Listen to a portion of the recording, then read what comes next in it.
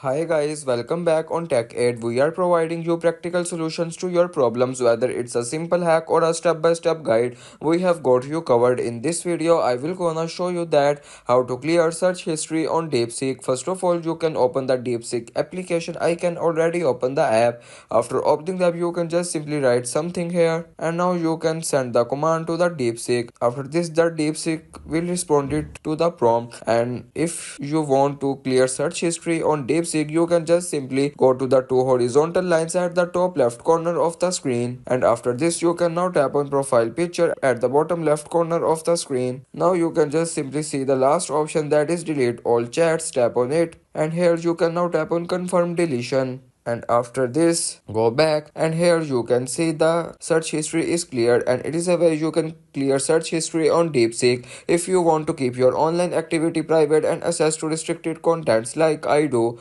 trying using a VPN. It's secure, easy to use, and makes the browsing safer. The link to buy is in the description below. If this tutorial helped, don't forget to like the video and subscribe for more practical solutions.